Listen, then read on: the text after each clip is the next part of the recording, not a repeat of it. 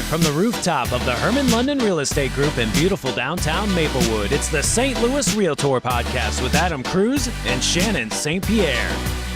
Welcome everybody to the St. Louis Realtor Podcast. I'm your host, Adam Kruse, here with my co-host, Shannon St. Pierre. Hello. We're both realtors. Hi, Shannon. We're both realtors at Hermann London Real Estate Group in St. Louis, Missouri. And we are super excited today because we've got licensed professional counselor from the state of Missouri, Lindsay Walter, here to join us. And Lindsay's a child and family therapist. And you might be wondering how we're going to tie this into real estate, but oh boy, are we ready with questions, Lindsay. So thank you for being here today. No problem. I'm happy to be here. Absolutely. Well, Shannon, if you don't mind, would you start by telling kind of the story of, what you're going through and why we thought it would be awesome to talk to someone like Lindsay? Right. So, not to make this a personal session, but it is the reason that the subject came about is because I'm in the middle of a move. So we are selling a house and moving to another state. I have two children, one almost 4, one almost 10. Okay. So 2 different kind of age brackets, but I definitely noticed a few things out of the ordinary, especially and more so with the almost 10-year-old that kind of brought this subject, I think, to light. But what furthermore is that we help families all the time move that have children. So from just, moving maybe, and it's a very common thing, right? You start a family, you're in a starter home, you're ready to move up to something a little larger, maybe move to a different school district. Right. And then there is the occasional family that is got transferred out of the area to another state or something for a job or something. So that's how we're tying it into real estate. So back to your comment, Adam. But so I think that we wanted to be better realtors and help families with children. And you've noticed and me too right now. Yeah. For example, you noticed that your daughter didn't like people coming in and out of the house. Is that what you're saying? Right. So we will go through that. I thought we'd kind of try and have some method to the madness, but she really did not like people coming into her room. And I thoroughly understand that when we opened the house for viewing. So when people came to look at the house, and it does feel like invasion of privacy. And that's really where this was like that smack in the face going, this whole process has been really hard for all of us. The kind of 4-year-old is somewhat oblivious, but she isn't. And, we're not. So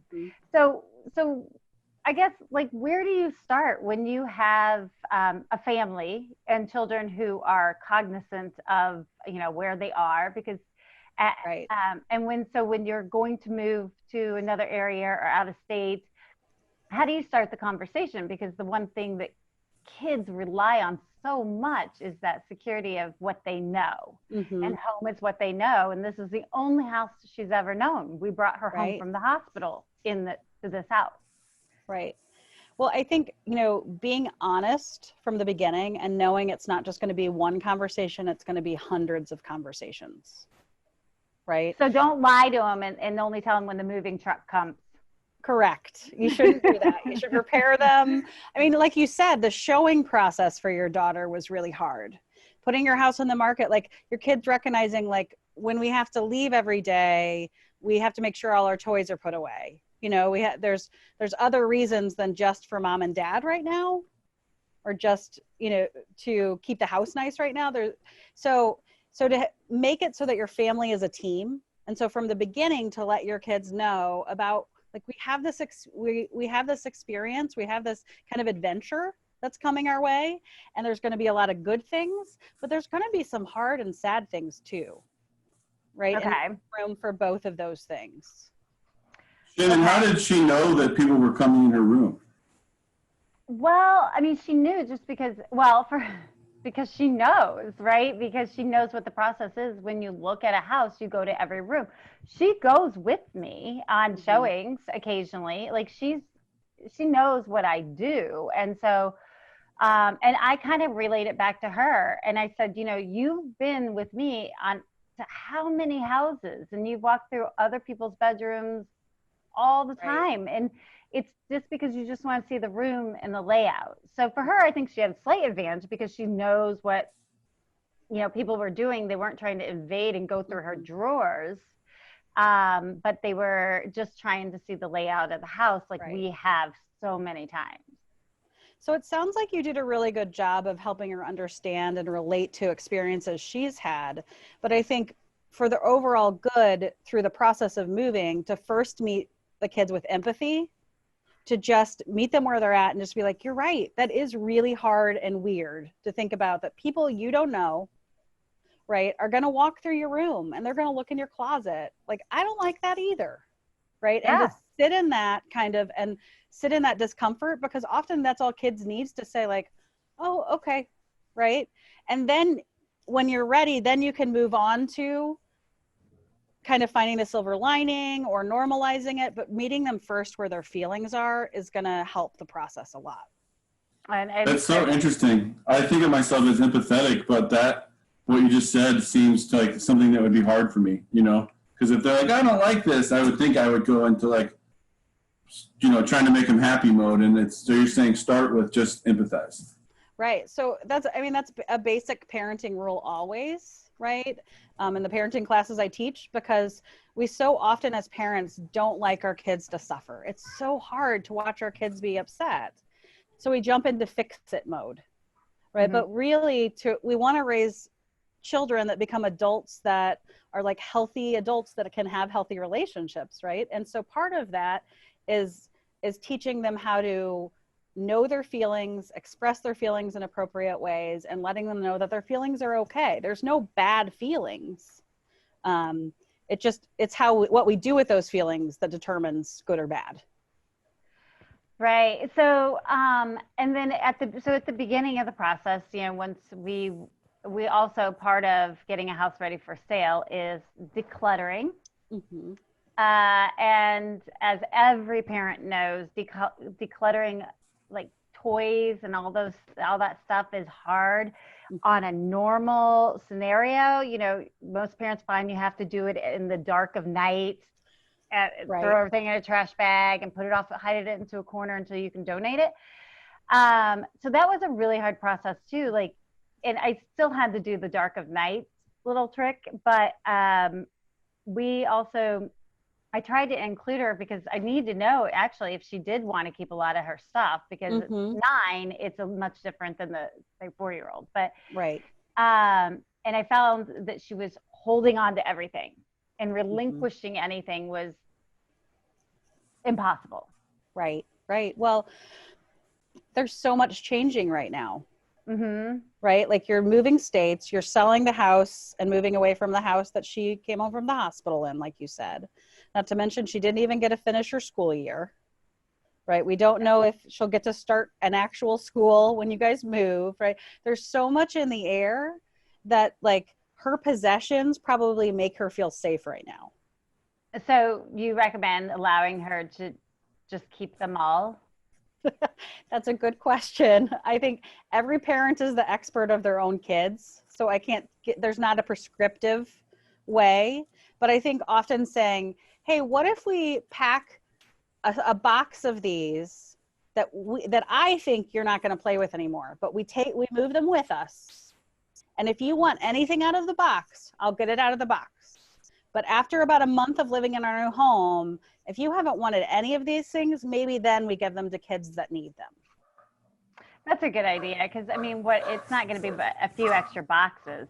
So, you know, and I think that's ultimately what I did, is because you don't have a lot of time to argue or try and help her work through every little possession. So you're like, great, you know what? Let's just throw it in boxes. We gotta go. Right. So that was that first process where I was like, this is a lot harder. And then it did get to the, you know, decluttering the entire house and trying to get it for showings. And then that's when the room situation came about, where she felt, I think, violated in a way. And I don't know, she's not wrong. as a realtor, I've walked into hundreds of bedrooms, but I hated the idea of people walking through our bedrooms. Right. I don't know how you feel, Adam, but. Oh, I never sell any of my own houses because I don't want them coming through. No, that's not why, but I totally can relate. I can empathize. How about that? Oh, there you go. Look at Adam growing, using big words.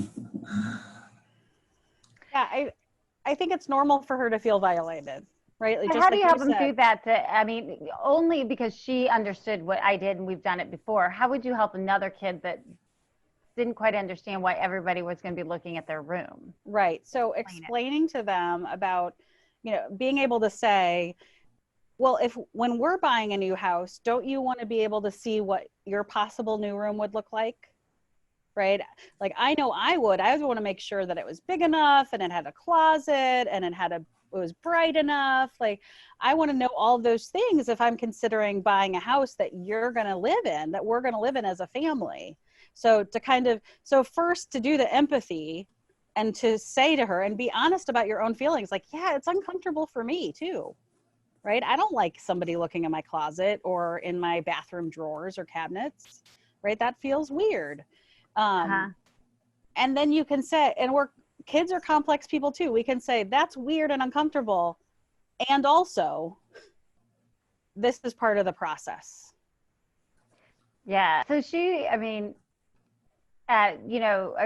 wanted to pack up her drawers, like all her clothes, and specifically, like, oddly enough, all her underwear. She wanted to take all her underwear with us when we left the house and that's when I was like, oh my gosh, this might be a higher level of something. I'm not sure what's going on, because she took the most It's like her private stuff, right? Yeah. Yeah. The most private thing we could have just thought about right now. And she wanted to pack it all up and take it with her. And I'm like, I assure you no one's looking in drawers. Or if they do, that would be really weird, by the way. But she went to that. And that's when I started to notice, like, some of that behavior going, okay, wow, this transition, not to mention the pandemic, everything is complete uncertainty right now as it is, but then also now we're going to uncertainty. Like, we've never even seen our place, where we're going to an apartment that we've never seen. Well, hold on, let me ask a couple of questions. Yeah. Sorry. Because you brought the underwear thing, and then there's kind of like three things you just mentioned there that I was wanting to ask about. So, Lindsay, should she have let her bring her underwear with them? Put it in the van with us? Right. I think you have the conversation of what would make you feel the most safe, right? Would you feel safe if we put a layer of folded t-shirts on top of your underwear? Would that be a step? So that you're, like, giving a little bit into her fears and anxieties, but you're not going all the way, right? Like, she's still standing up to the anxiety. Does that make sense? Yes. Because taking them all with her wouldn't teach her how to deal with anxiety. Right. I mean, and you want to work through pushing through the anxiety, like what I call often an anxiety bully, right? You want to win over the anxiety bully. However, like, there's a kind of a systematic way to do that that you don't want to just this day say, oh, nope, I'm going to strong arm you and I'm going to make you push through this discomfort. So that's, we're putting your underwear on the bed this time. Right, exactly. Real exposure therapy. We're going to make you really uncomfortable. And we're going to send Adam to your parenting classes. Okay, all right. And then I was curious, a lot of times in sales, what we find is that we have to, like, some people sort of get emotionally stuck on their current house until they find their next house. And then once they find their next house, it's like they don't care as much about their old house. Some of those emotional, I taught my son how to play basketball here kind of stuff sort of goes away, I've noticed. And so I was wondering if that would be one method to say, like, hey, letting people through your room or whatever is part of getting you to remember that new room that you love? But I guess Shannon didn't have the opportunity to do that. But would that be okay to kind of, like, in general, to say, like, yeah, but there's this, Right. Yeah. I'd say that's absolutely true. You want to be empathetic. You want to be present to them and then give them time before you jump to but it's going to be okay. Right. But kids can handle that, right? If you are empathetic and present, then you can say, remember when we walked through the room at the new bedroom in our new house, right? Mm-hmm. I'm sure that kid felt uncomfortable too, right? But we're so excited about moving there, and we want somebody else to have that same experience and be excited about moving here. So does that make sense? Yeah, yeah. And if you want your ice cream after the game, then you have to do this. But like if you want that new room that you loved, then you have to do that kind of thing. Rarely. Rarely. I would use bribes on just an occasion. Oh, okay. Rare occasion. I wasn't joking. So I'm glad you're kind of answering it seriously, because like I was saying, we often have to get people to focus on their new house to get them to give up their old house. So you're kind of putting that in the bribe category, I guess you're saying? Yeah, for kids, I think you need to be careful with that because they see through it, right? And okay. We're also sending the message that your feelings are too much, or we don't want to talk about your feelings. We're just going to give you incentives to do what we want to do. Oh, okay. Right. Okay. So there are times for sure, like make it fun, make it exciting of, like, I know this has been hard with just even the idea of strangers going through your room. So why don't we go do something fun together? Right. Like that's okay. You can still get the ice cream. Right. But you don't have to, it doesn't have to be tit for tat. Right. So. Yeah. Okay. Okay. Well, Shannon, I didn't mean it. I'm sorry. I should say I'm sorry that I interrupted you earlier. I just wanted to ask those questions. Great. And then, do you have other questions, or are we kind of jump into COVID-related topics? Oh no, I mean like the whole process. I mean, so you go. I mean, so I think it's really hard. So how do you take a kid who's got a little bit more, who does have attachments in a town, her school, which she didn't get to say goodbye to, number one. So right. I'm already dealing with that. Then friends, everything she's known, right. To a place that we don't know at all. And so how do you help a child through that process? So a few things. One, you're going to try to, these kids need to be empowered. Our kids need to have something to do, tasks, okay. Right? And so part of that can be them helping you brainstorm how to say goodbye to things, how to make special memories, right? So maybe that is you go and take a picture outside of the school. Okay. Maybe that is you contact. She did ask that. Yeah. These are cool. This is cool. This is good, Lindsay. Go. Keep going. Like her favorite places that weren't chain restaurants, but were like little neighborhood restaurants or things. The park that she played in growing up, right? Having friends that she's made at her school, asking their parents to see if they'll make like short little videos for her, maybe, or having a farewell parade. Oh, that's going to make me cry. Yeah. So that's an awesome idea. Right. I think I just used a site called tribute.co for that, by the way. What is it? Tribute.co. You can go and like people can make videos and send them to you. Sorry to interrupt, Lindsay. Oh, no, that's good. That's good. Okay. Yeah. So you can create like an actual picture book, right? Okay. With pictures of special things. But additionally, you could also create kind of a virtual with like these videos. Okay. Right? So maybe that's her doing a tour, walking through your house, right? Saying memories, some of her favorite memories in each of the special places in your house. Okay. Right? Because that's going to mean, right now, that's going to mean a little bit to her, but a lot to you probably. But in a couple of years, she'll really appreciate seeing that too. Oh my gosh. Okay. Right? The neighbors, taking pictures with the neighbors or of the neighbors, having them video something. Okay. Right? I'm writing everything down, so sorry if I'm not. I'm literally You're good. But helping her kind of create, in a sense, like a blog or her own website. It wouldn't have to be public by any means, but just where she could keep all of these digitally, that she's part of the process of recording these videos, of having people, I think some of them can be surprises, like her friends from school or things, but then she could also help video the neighbors and ask a few questions about, you know, asking your neighbors, like, do you remember when I rode my bike for the first time down your driveway? Or do you remember when I knocked my front tooth out on your swing? You know, like things like that. That those are special stories that she's going to want to remember. Okay. That's an awesome idea. So, oh my gosh. She loves videos too. Yeah, so we're empower her to use them. Okay. So basically, hire a photographer and like go around, do photo shoots at all the fabulous places. You can just use your cell phone. Right. Just use your cell phone. Make it simple. Make it simple. Yeah. So go around and say goodbye, or do photos at every place that she can think of. That's, I mean, I think that's a great idea, is have her brainstorm. Mm-hmm. And then, so once we kind of get to that point, and I love that video, especially from each of her friends, I think one of the coolest things too about this pandemic is that everybody's gotten used to doing online video chats.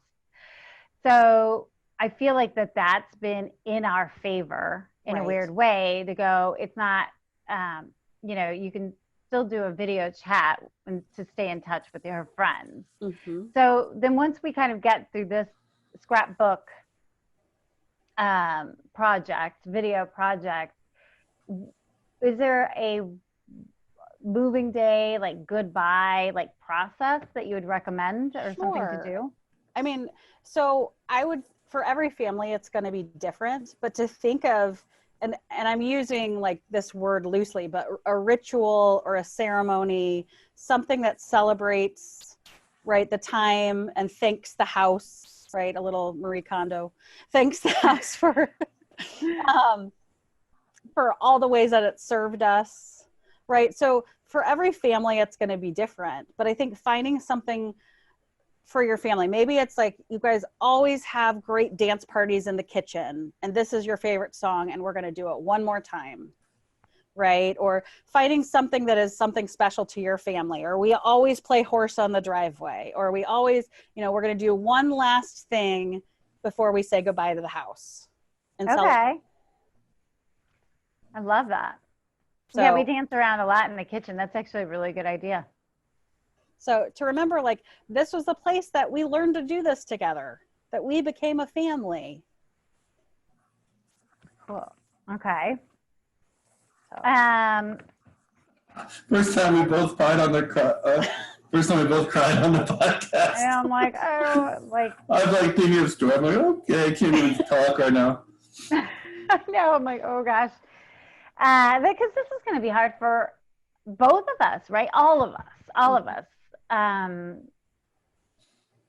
To leave, but it's I think it's going to be really cool to do this. And then when you get there, like, so we transition, I guess, and we go to the new place. How do you acclimate there? Okay. Especially right now. Right. So a few things I would say.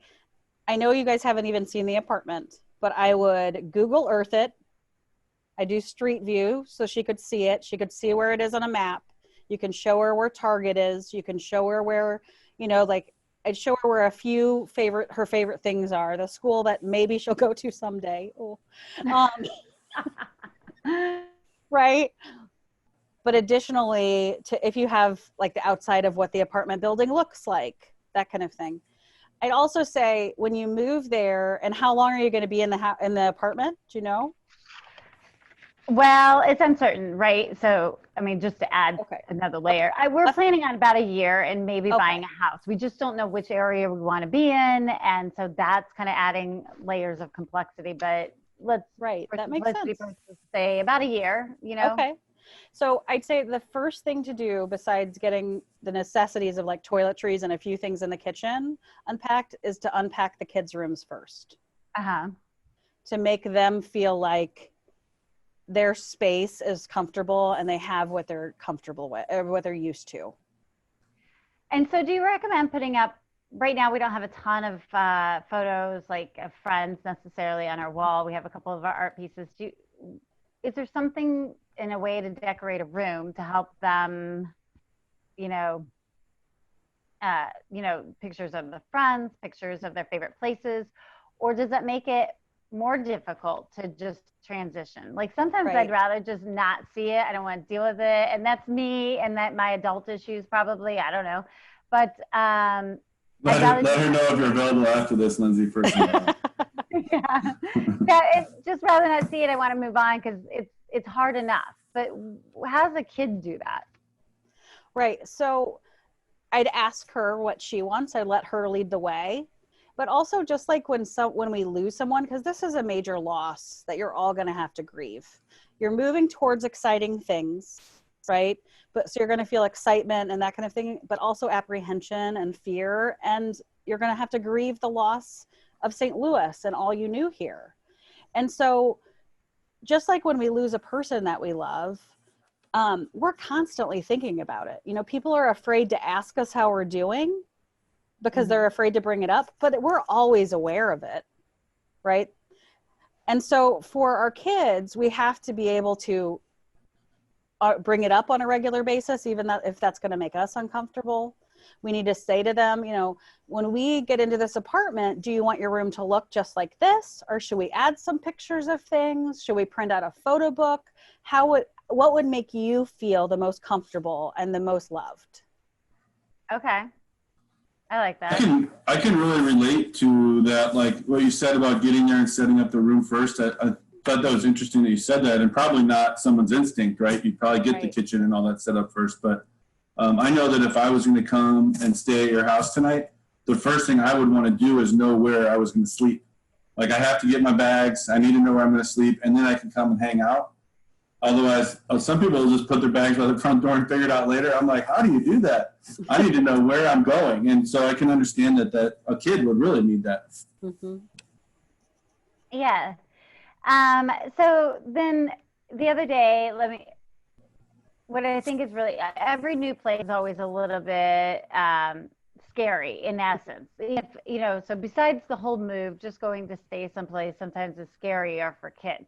And I sent this email the other day to Adam, and I thought it was such an adorable idea. This inspection company offered up, it's a home inspection company. Mm-hmm. It happened to be just an email. They offer monster-free certificates. So to the kids, awesome, when you're buying a home. And I was like, oh my gosh, this is the cutest idea ever. But then I went back and I circled back to a conversation I had with a girlfriend several years ago where she, there are some parents that don't like the idea of those kinds of things because then the parent is then acknowledging of sorts, I guess, mm-hmm, that there are monsters or monsters are in fact real. So what is your take on the whole, monsters, the whole monster spray, monster-free certificate? Like, how do you approach that? Because that will most certainly come up because there will be new sounds. Mm-hmm. It's just different. So until you get used to all those, kids say, there's a monster under my bed. Right. Well, I think every parent knows their kids best. And so it's going to be different. But I think again, always meeting our kids with empathy and being like, these noises are weird to me too. They're strange. Like I'm aware of every sound where at our old house, everything was just background. I didn't notice it because it was so comfortable for me. Right. For some kids, they're going to think that's fun to have monster spray or a certificate. Right. And those are kids. If a kid is going to think it's fun, go with it. If it's going to add to their fears, that's when I wouldn't, right? If they're not already saying that and you acknowledge it in a way that's going to make them more anxious, then don't do it. But if it's if you could say if you know your kid well enough that that they're going to think it's kind of funny to be like, look, we got the certificate, they inspected and there's no monsters, right? Some kids will eat that up. So. Yeah, I could see the 4-year-old kind of eating that up a little bit because he does that even now. He's like, there's monsters in the middle of the night. And I'm like, Right. I'm not sure what he's talking about really. And let your 10-year-old, so this is another great way that your 10-year-old can have a job as part of this process is to let her be in on that. to say, like, let her help him, like, make the monster spray, do all of the things, right? Be excited about their certificate. She knows it's not real, right? But she can make it a good thing for him and a fun thing for him. Okay. And that will make her feel grown up, and that will make her feel like she has a role to play. Yeah. That's interesting. Yeah, because there's this book we read that I just love, and it's in the end, there's all these monsters that come into this little girl's room, and in the end, she figures out the one thing that monsters hate most is kissing. So she kisses them all, and they all run away screaming. I'm like, this is the best book. It's just right. so funny. That is so I'm like, well, that's why I tell my little guy that the younger one. I'm like, well, just kiss them, hug them. Poor monsters. And he's like, oh, okay. I mean, I don't know that that's the right and correct response for every kid, but yeah, for him, it seems to be kind of a way of dealing with it. Right. You mind if I pop into a COVID question? Sure. Well, so kind of what I'm wondering is now, because it's not really a COVID question, but it's because of COVID question, I guess. Because of COVID, a lot of kids are home, getting schooled at home or whatever. And so I was curious from your perspective, what should people who are buying homes that have kids be looking for in the houses? And if you are staying where you are, what should you be doing? And so as an example, is it important that a kid has a set place that they do their schooling homework every day, or, like an office, or even if it's a certain seat in the kitchen or whatever, or can that just be switched up, or what can people be doing to give their, with their home, or to help their kid through the weird COVID times? Yeah, I think the most important thing, whether it's your current home or you're looking at a home, is you want to create a space that is homey and relaxing and a place that you're going to enjoy, right? We've lived prior to COVID at such a fast pace that we wanted our homes to be decorated beautifully and we wanted them to be comfortable. But let's be honest, how often were we in our homes for all weekend? Very rarely. Right. And now we are. And so I think we're beginning to look at our homes in a different way of, we still want them to be decorated beautifully, but we want it to be a way that really comforts us, comforts our kids, is comfortable. It serves how we use the space. I'd say for kids, it's going to depend on the kid. Older kids probably want a set space where they can have time to themselves to get schoolwork done. Younger kids are, it's going to be really hard for younger kids to be on a screen.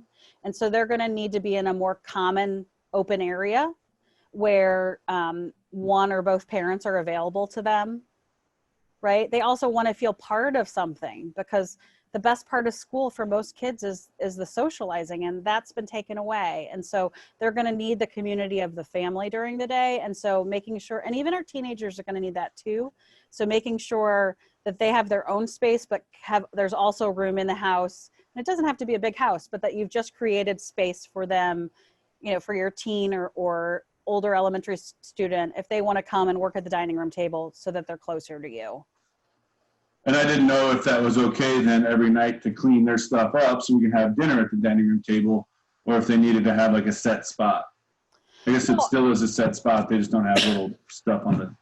Right. I think so. That's a really good question. And I think you do that together and you have a special place that you put their things, right? Like a basket that slides into a bookcase or that kind of thing. Or even if it's in the dining room, even like a buffet that you open one of the cabinets and there's school stuff that can easily be taken out and easily stored. But that it's not like it's just, their things are a second thought and they're a nuisance and you want them to be put away. You want to do it in a way that kind of honors them, right? And then in the morning, help them get it out, maybe, depending on their age. Okay. Well, that makes sense because, if you think about it, at the end of school day, when I go to pick up my daughter, they're cleaning up everything. They're putting their pencil boxes all back together, and then they go put them back on the shelf. So they're kind of essentially doing the same thing. So you just kind of, so now instead of a shelf at school, it's the buffet. Right. Kind of cabinet, which is becoming toy chest. And it could feel like there's some kind of closure to that too, saying, okay, we're putting this away for the day so that we can then go and play outside and enjoy our family and have fun and do other things. So it's the ending of one task to kind of start the rest of the day. That's interesting. I like it.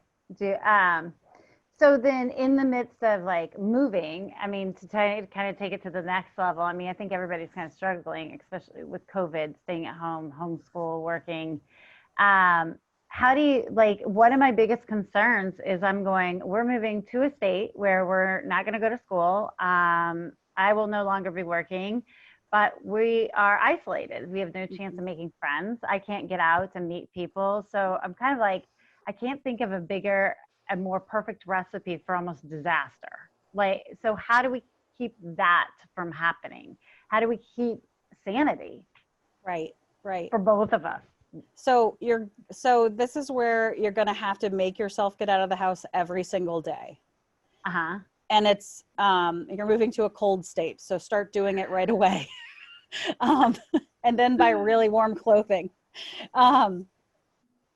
Because, and I know you can't go to all the normal places, right, that you would normally go to, but I don't know how your family feels about nature and parks and hiking. Hates them.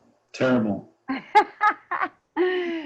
No, I mean, but I think sometimes it's also the age difference, right? We could go for a small hike, but we still have a 4-year-old that, but yes, I mean, parks are a great way to get out. Right. For now. And that's all for now. But I'd also say, are you moving to Minnesota, you said? Yes. Yes. Okay. So what you'll see in Minnesota is people go out all year round. Yes. Even when it's like, 0 degrees outside and there's a lot of snow, people just keep living their lives. Yes, that's what I hear. We're in St. Louis, we tend to like hibernate. Right. And kind of hide at home. But yeah, so making sure you get out every day to places like parks, like you said, very short hikes with a 4-year-old. I think that's a good way too to explore different neighborhoods, because you said you guys don't know what neighborhood you want to settle to. And so if you've done the research, and as a realtor, I'm sure you're pretty good at that, of kind of picking out the 5 or 6 key neighborhoods you want to look at, well, like make it your mission to try all the parks in each of those neighborhoods. Make it your mission to get a milkshake with your kids, obviously curbside or whatever, or visit the coffee shop safely and sit outside while it's still nice, that are in each of those neighborhoods, so you can test the walkability and all of those types of things. Having that as a task may give you more to do. Yeah. Yes. Explore each and every little park and on every corner. Mm-hmm. And they have a lot of lakes, like parks with lakes. And so, and then how do you handle the social or lack thereof situation? Like here we have friends and we do still go see them.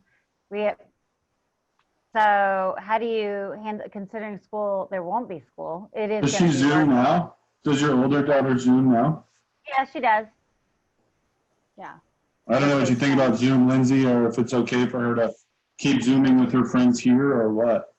Absolutely. So my daughter hasn't seen her best friend in 5 months, even though they live 2 miles away, because their family has immunosuppressed family members, and they Zoom every week, right? Okay. For probably an hour and a half, right? So making sure that that's scheduled so she has that to look forward to. I'd also say the Nextdoor app, which you're probably familiar with. Oh yeah. Mm-hmm.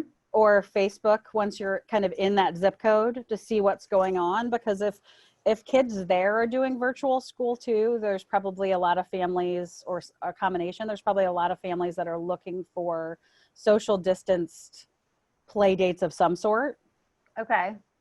And things to do. There's probably, so certain sports are safer than others, right? So I don't know if your daughter likes to play any sports, but that could be a way to meet other kids. Well, it's gymnastics. I was going to soccer. So Okay. Gymnastics might be, are gymnastics classes opening here then? They are, yeah. Oh, So okay. they've done a lot of things. I know in a couple of families that are going back to gymnastics. Oh, I did not So, realize. but Well, I'll they're look into that taking a first lot of thing. steps to keep it safe. So that could be a great way for her to meet people, and for you to meet Or them. just do something. Mm-hmm. Ice fishing, you know. Yeah, I don't even like regular fishing. Fishing is just going to be a no. No, So no. Lindsay, I'm sure you had your own thoughts and expectations for this podcast today. Is there anything that we're missing or that we should be asking or that we want to make sure that you say? You know, that's a good question. I think we've mostly covered it, but I think recognizing your kids are capable of both sadness and fear, but also excitement, right? And that just like you, they're going to feel all of those things, and that's okay. Okay. And just helping them feel understood and heard. And also doing those little things like rituals or ceremonies, right? So saying goodbye, you can do like a saying hello ritual to the new apartment, you know, different little things of saying like, hey guys, let's remember, like, this is our first night, and just trying to make it special, right? This is our first night in our new home, even if it's only for a short period of time. Like, we're going to make lots of great memories here, right? Just voicing all of that. You're really setting a tone, right, for how you want the culture of your family to be, right? And how you want to just set up kind of the environment moving forward, even though it's strange. It's a strange time with the pandemic. Yeah, strange. I can still remember the first night we moved into like my childhood home. We were laying on the floor in this big room that there was, and I can just still remember that was, I don't even know, right, 30 years ago, and I can remember that night. Right. Why do you remember it? It was just weird. The house was empty. You know, we didn't have furniture there yet. I think our family was together. We were laying on the floor looking at the ceiling. We probably ordered food or something like that. I don't know. It was just, I can remember it. I don't know why. Mm-hmm. Yeah, it'll be interesting because that'll be us. You know, we'll be sleeping on blow-up beds until our stuff arrives, you know, because it goes on a truck and you don't know when it's going to necessarily arrive. So you're right. Well, Lindsay, do you mind if we ask just for you to tell us and the listeners or watchers or whatever a little bit about your business? What are your typical, like, I don't know if you call them customers, clients? What, you know, for people listening, how do they get a hold of you? Or like, just tell us a little bit about your business if you don't mind. Yeah. So I'm in a partnership and our business is called Emotional Growth Counseling Services. Our office is located in downtown Clayton. Myself and my partner, Katie Foisey is her name. And unfortunately right now, because of everything going on, we're still seeing clients virtually. We have been for almost 5 months. And for the most part, that's been okay. But we'll continue to do that until it's safe for families to come back to our office. We specialize in kids, teens, and families, often that are dealing with anxiety or mood disorders, high functioning autism. But then Katie and I also have this specialty working with adopted kiddos and their families, because a lot of adopted kiddos struggle with just understanding their adoption and attachment and that kind of thing. So we work a lot, and we teach parenting classes for parents of adopted kids, even parents who have adopted kids at birth, because there's a lot of challenges that still come with that. So kids of up to a certain age generally come with their family, whatever their family is. And then once they get to a certain age, then they can start coming to see you by themselves? Correct. So if a teen's under 18, then the intake would be with the parents, not the child, no matter their age. If they're under 18, don't come to that. That's just the parents and me.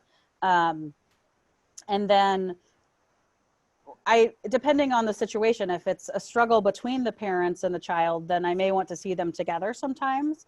But I have a lot of teens that drive themselves, or now that we're doing virtual therapy right now, or telehealth, you know, the parents don't play as large of a role in that as well. So, and I see a number of adults that aren't attached to families, and I worked at St. Louis University with college students for 5 years, so I love that 20s age group too.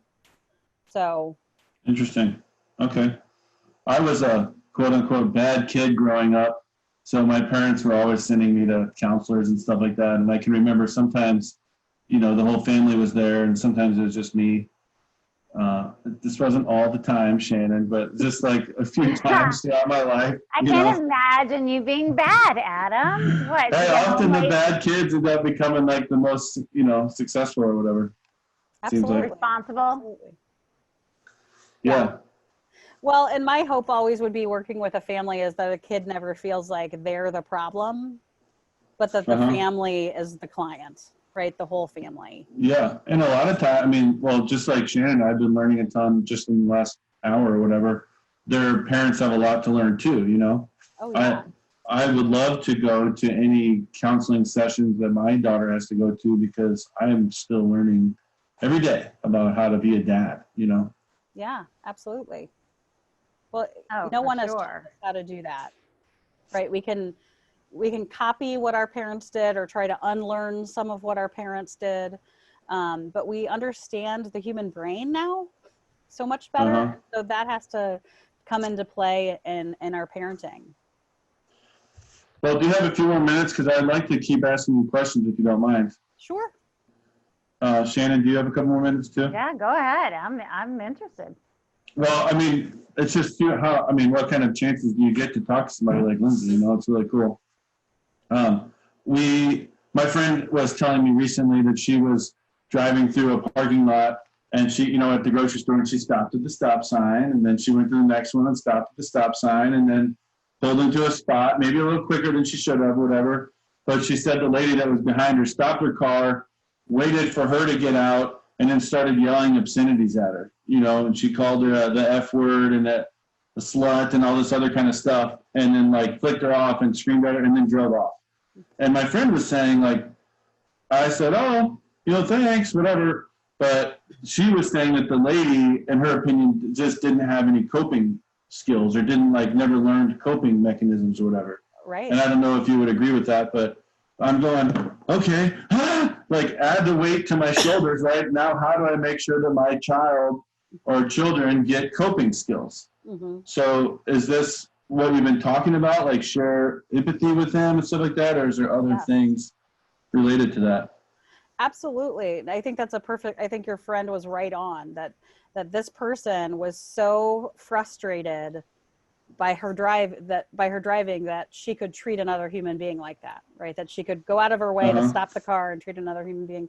Yeah, like that. She and couldn't control herself, probably, right? She probably, right. I had to do it. I had to scream nasty things. And how many times can we see that in our children, especially a 4-year-old? Adam, I don't know the age of your kids, but she's one under 2 and one in the belly. Okay. So you see that same kind of meltdown, I have to do this right now, in that under 2, don't you? Yeah. Starting to. Yeah. So that's going to be, just like you said, learning to help them, learning to be present and be empathetic with what they're feeling. For younger kids, Shannon, like your 4-year-old, or Adam, your almost 2-year-old, to help them name what's going on. If they're having a meltdown or really upset, to be like, are you upset because I wouldn't let you X, Y, or Z, right? But doing it in a really loving tone. Often they're going to be like, yes, and right, and they're still going to be upset, but that's going to bring them down a little bit, right? There's researchers that actually study toddlers' meltdowns, which sounds horrible to me. But they found that if you can help them name what they're feeling and what made them feel that way, it's going to take the meltdown way down. Okay, interesting. And that's something that I need to learn how to do as a father, obviously. Mm-hmm. Yeah, I have learned, that to give emotions names, with my 4-year-old, we're going through, he's frustrated. I see you're frustrated right now. Or lately, the 2 kids have been at it a lot more, and I'm like, oh my goodness, what's the problem? And I've heard him come back lately and go, the problem is And, you love that. The problem is I didn't get enough Cheerios. Like, yeah, the problem is it's whatever her sister's doing to her. So that's the problem. The problem is her. But Right. the problem is she's mean. Yes, but he's starting it off, and I mean, like, and it does work. I think what's been hard lately is, especially through this COVID, it's also been transition for me. So I haven't been as patient and finding those words. I've been short, as well through this process because we're going through so much. Right. But I feel like I'm going to ruin him no matter what. I feel like kids are going to end up in therapy no matter what you do. All parents just kind of like, yep. This is Absolutely.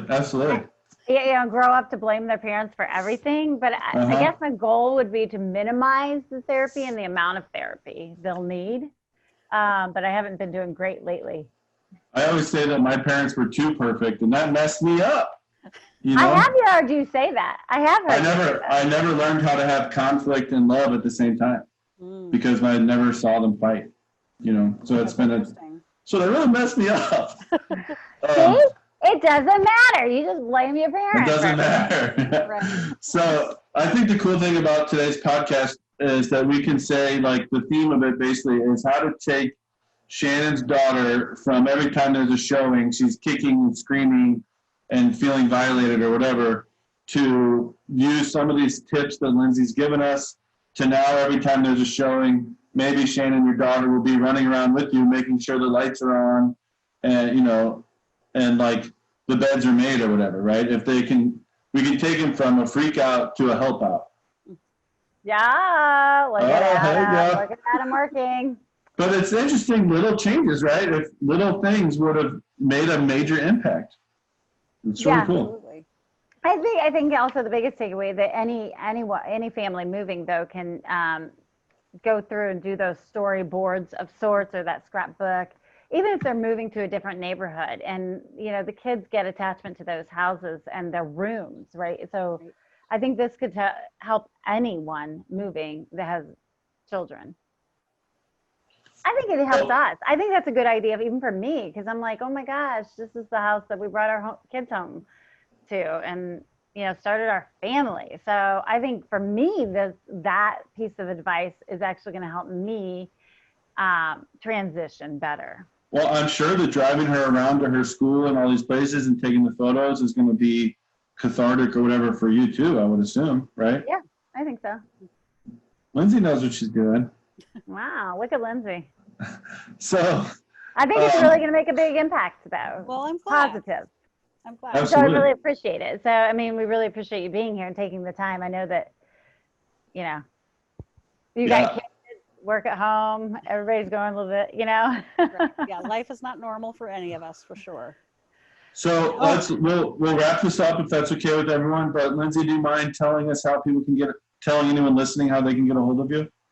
Assuming you want new customers. Sure, absolutely. So the best way would probably be our website, which is emotionalgrowthstl.com. Okay. We're also on Facebook and Instagram. So if you just Google emotional growth. Right. If you look up emotional growth and St. Louis, you'll find us. Okay. So. I love it. This has been amazing. I hope everyone listening will call you. At least for me, my plan will be probably to share this podcast with clients, for years to come, for them to listen to and hopefully reach out to you and stuff like that. So you've been super helpful today and in the future already. You've already helped people in the future. That's exciting. Awesome. Cool. Okay. Anything else you want to say before we wrap it up? I don't think so. Thank you for having me. Happy to help. Absolutely. My pleasure. Thank you very much. Shannon, great idea for a topic. Yes. Okay, I gotta go thanks work on my everybody. scrapbook now. There you go. Okay. Take care. Thank you. You too. See you guys. Bye-bye. Bye-bye. Bye.